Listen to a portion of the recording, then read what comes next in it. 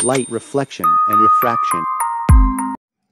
Hello students, कैसे हैं आप सब? आई होप आप लोग बहुत अच्छे होंगे। आप लोग रेगुलर वीडियोस को देख रहे होंगे। नहीं देख रहे तो प्लीज़ देखो बेटा, वरना क्या कहाँ कैसे कैसे हो गया बिल्कुल समझ नहीं आएगा, क्योंकि साइंस का नाम ही महाभारत है। वो तो मैंने आपको पहले ही बता दिया था। तो आज हम करने वाले हैं, हम लाइट एंड रिफ्लेक्शन हम पढ़ रहे थे, लाइट रिफ्लेक्शन एंड रिफ्रैक्शन हम पढ़ रहे थे।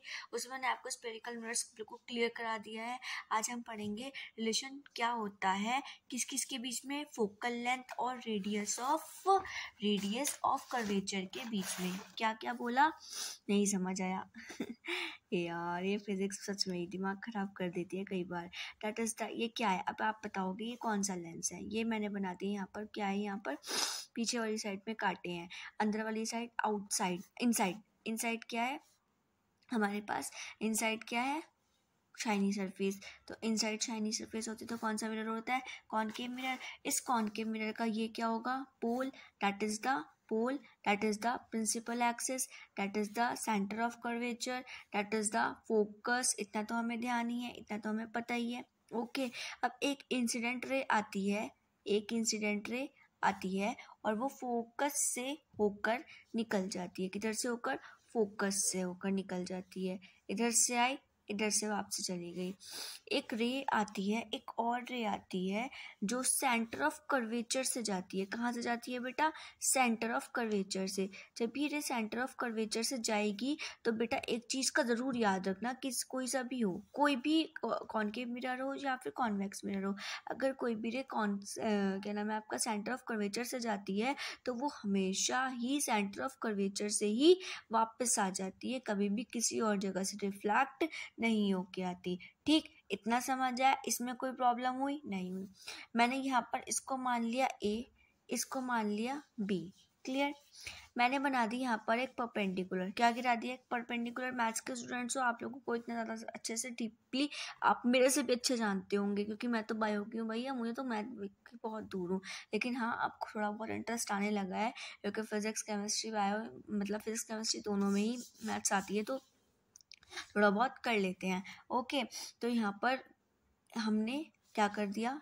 परपेंडिकुलर गिरा दिया, दैट इज पॉइंट बी। क्या हो गया? ये पॉइंट बी। ये क्या था? पोल। क्या था ये? पोल। Okay, clear? इतनी बात क्लियर है। अब देखो, ये सी एंगल कुछ ना कुछ बना रहा होगा, हम थीटा मान ले। ये ए बी बना रहा होगा, हम थीटा मान ले।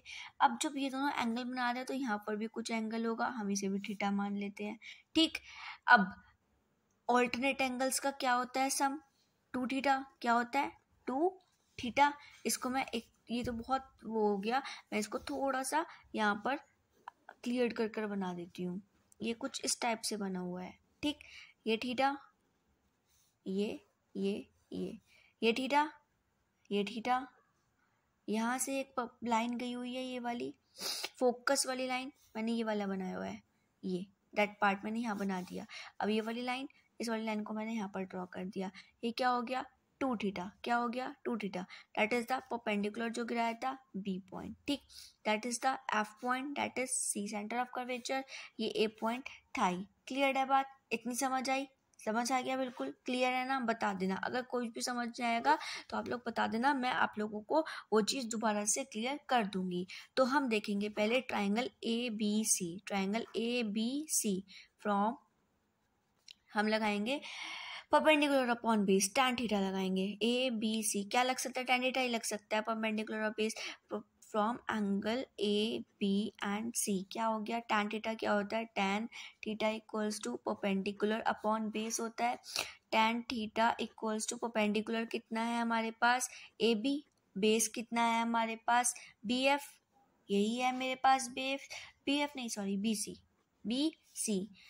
ए B upon B C, triangle A B C में। क्लियर? हमारे पास किसका निकल गया? ए बी सी का निकल गया। दो ट्राइंगल है मेरे पास।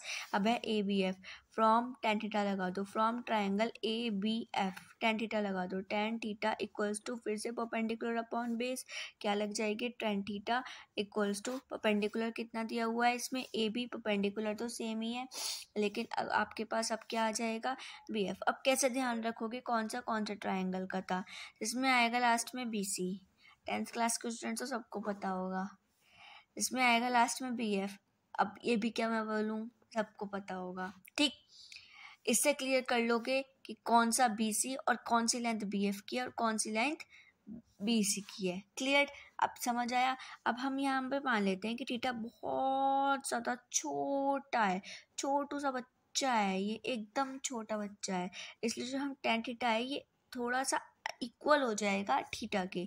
तो हमने इसको मान लिया theta equals to AB/BC, equation number 1। Okay, अब ये जो क्या नाम है AB/BF का जो tan थीटा था, ये थीटा जो था ये कितना था 2 थीटा, तो हमने इसको मान लिया 2 theta equals to AB/BF, equation number 2। तो from equation number first and equation number second theta equal रख देंगे, theta BC equals to, equal रखोगे, मैं इक्वल रख कर ही दिखा देती हूँ कैसे रखेंगे।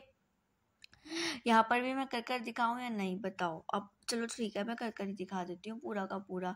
देखो theta BC equals to 2 theta BF, क्यों? क्योंकि AB से कैंसिल हो गया, बचा क्या? सिर्फ और सिर्फ इतना बचा है, उसकी मल्टीप्लाई कर कर हमने हमारे पास ये पोजीशंस आ चुकी हैं। अब क्या आया? Theta BC equals to 2 theta BF। Clear? इतना आ गया। अब थीटा से थीटा कैंसिल, क्या बचेगा? BC equals to BF, 2BF। क्या बचेगा? BC equals to 2BF। BC क्या है? BC क्या है? BC centre of curvature, radius R equals to 2BF क्या है? Focal length. रेडियस हमेशा फोकल लेंथ का डबल होती है, और फोकल लेंथ निकालना होगा तो 2/R कर दोगे। क्या कर दोगे? 2/R कर दोगे। That is the R/2 R/2 कर दोगे। ठीक, फोकल लेंथ निकालनी होगी तो R/2 कर दोगे। क्लियर बात? समझ आई? That is the relation between focal length and radius of curvature. कोई नहीं बताता, कोई भी नहीं कराता, बिकॉज ये कोर्स में नहीं है, लेकिन ये करना ज़रूरी है। जब आप इस फॉर्मूले को यूज़ करो तो आपको ये भी तो पता चलेगा कि आया कहाँ से है। क्या 11th क्लास में ही पढ़ना है? कि सब टीचर बोलते हैं 11th क्लास में पढ़ना है, 10th क्लास में ही पढ़ना है? कि सब पावला बनाते रहते हैं। एक बार और देख लेते हैं। That is the concave mirror. Concave mirror पे जब कोई भी हम कॉन्वेक्स के लिए भी निकाल सकते हैं, इसमें कोई वो बड़ी नहीं है कि आप कॉनकेव के लिए निकाल रहे हो, कॉन्वेक्स के लिए निकाल सकते हैं, सेम ही आता है फॉर्मूला। हम यहाँ पर क्या करते हैं, कॉनकेव मिरर लेते हैं, एक लाइट को डालते हैं, जैसे ही डालते हैं वो फोकस से वापस निकल जाती है। एक इंसिडेंट रे और डालते हैं, वो सेंटर ऑफ कर्वेचर से डालते हैं, वो उसी एंगल से वापस आ जाती है। तो हम मान लेते हैं इस एंगल पर जो बना रहा होगा वो थीटा, दैट इज थीटा। ये ऑल्टरनेट एंगल्स होगा, इक्वल होते हैं ऑल्टरनेट एंगल, इतना आप लोगों को पता ही है। तो ये वाला, जब ये थीटा हो गया, ये थीटा हो गया, जब वाला थीटा है तो एक थीटा इसका डबल होगा, मतलब जो रेडियस हो, जो फोकल लेंथ होता है, फोकल लेंथ का डबल हो गया रेडियस, तो ये वाला 2 थीटा हो जाएगा। That is the perpendicular. ये A, ये B, दैट इज द पोल। अब मैंने इसको थोड़ा सा क्या कर जूम कर दिया, वो फोन में कहते हैं जूम कर देते हैं, जूम कर ये वाला साइड लिया, Z बनाया, Z को यहाँ पर आपको दिखाया, that is centre of curvature, focal length, आपको पूरा वही वाला सीन दिखाया ताकि आपको थोड़ा अच्छे से क्लियर हो जाए कि कैसे कैसे। इसमें थोड़ा अच्छे से क्लियर नहीं हो पा रहा है। From triangle ABC tan theta लगाओगे, परपेंडिकुलर अपॉन बेस लगा, इक्वेशन बन गई। ABF में लगाओगे, फिर इक्वेशन बन गई। थीटा बहुत छोटा होता है तो सबको पता है, तो हम इसको थीटा के इक्वल रख देते हैं, सिर्फ मात्र थीटा के इक्वल रखते हैं। Theta equal AB/BC, theta equals to AB/BF। Okay, इतना हमने कर दिया। अब ये tan थीटा है ABF का, वो 2 थीटा, तो हमने इसको 2 थीटा रख दिया। फिर बोथ इक्वेशंस में देखा AB से कैंसिल हो रहा है, तो थीटा मल्टीप्लाई में चला जाएगा, नीचे वाला मल्टीप्लाई में चला जाता है।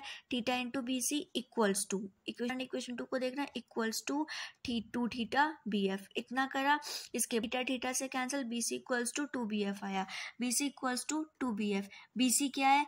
BC क्या है? Radius R। ये क्या है? BF क्या है?